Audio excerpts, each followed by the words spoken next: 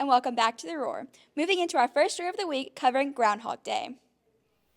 Groundhog Day is just past February 2nd at Puxatawny. For this section, I've interviewed some students to make a prediction to see if Puxatawny Phil will see a shadow. I think the groundhog is going to see a shadow because it's Alabama and it's hot. I don't think it'll see its own shadow. I think the groundhog is not going to see his shadow because he probably doesn't have any eyes. I think the groundhog is going to see his shadow. I think the groundhog is going to see his shadow because he has good eyesight. I don't think the groundhog is going to see his shadow. I think it's too... The sun ain't even been out for the past few days, and ain't been no shadow. Like, outside it's raining. He's not finna see his shadow. It's been nighttime for the past few days. He's not seeing that shadow. Phil, lock in, bro. Maybe next year. So I do believe that the groundhog is going to see the shadow. No, I don't think the groundhog will see his shadow. Thank you for your guesses. Now, to wrap this up, I'm going to show you the actual event, to show you what actually happened, to show you what Phil saw.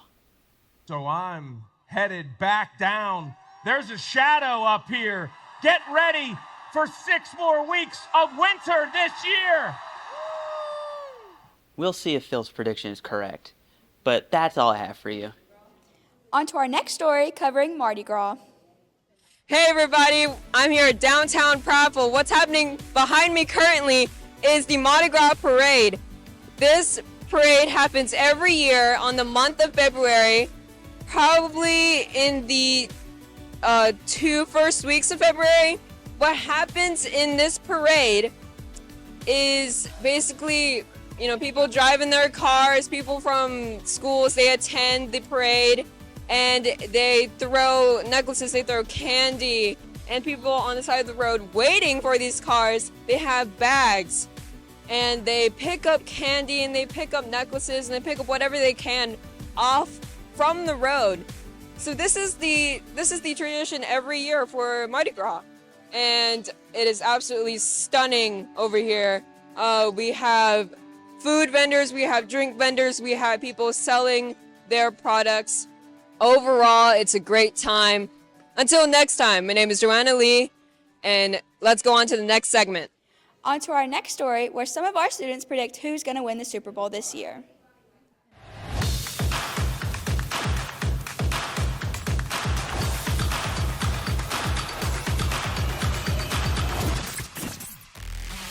Hey guys, welcome back to Lion Sports Central. I'm Ethan, and today we have a very special episode.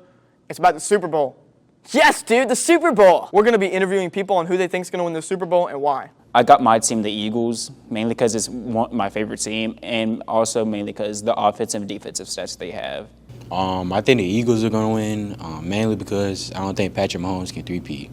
I think the Kansas City Chiefs are going to win, mainly because the refs like to cheat in their games and give them the win. And so my Super Bowl pick is the Prattville Lions. I'm taking KJ Blue all the way, and that's my final pick.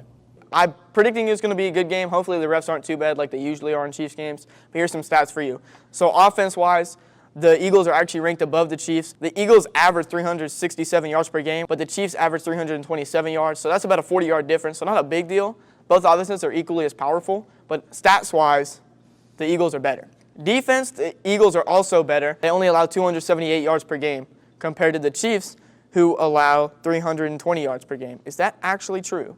They allow 320 yards per game. That seems like a lot. So it's two teams, both extremely high-powered offensively, and one with the best defense in the league, at least in the regular season. So it's going to be a very interesting game. And another thing to factor in, the Chiefs have more of a clutch factor that comes with them because of how many close games they've been in, and their red zone defense, incredibly good, as we could see in the last couple of postseason games. So those are just some things to look out for in this upcoming Super Bowl. Breaking news. On a late Saturday night, the Dallas Mavericks announced the trade of Luka Doncic for Anthony Davis, who plays for the Lakers. The full trade details include Lakers receiving Luka Doncic, Maxi Kleber, and Markieff Morris. The Mavs will receive Anthony Davis, Max Christie, and a 2029 first-round pick. The Jazz will receive Jalen Hood and 2 2025 second-round picks. This is one of the most shocking trades in NBA history because of the fact that nobody knew about it. No players, no media, no outside sources. Usually, the player demands to be traded, but Luka didn't want to be traded. Neither did Anthony Davis, and it doesn't make sense for the Dallas Mavericks to trade him due to the fact that Luka is their up-and-coming superstar. Anthony Davis, even though he has years to play, is not not the talent that Luka Doncic is. The Mavericks GM Nico Harrison cited a defensive focus and concerns over Doncic's conditioning as reasons for the move in an interview with ESPN. This is a huge move for both franchises' future and the power balances of the Western Conference, as the Lakers are receiving a superstar and the Mavericks are receiving a threat on defense. And finally, a story on our amazing show choir team here at PHS. Prior planning prevents poor performance.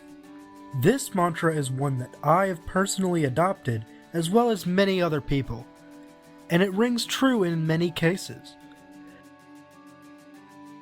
The core concept is applicable in many facets of daily life. You wouldn't get in your car and go on a road trip without making a plan beforehand. You wouldn't host dinner at your house without deciding who brings what to the table. And you wouldn't walk on stage to perform a 15-minute singing, dancing sequence without hours of practice under your belt. This is the Spotlight Show Choir.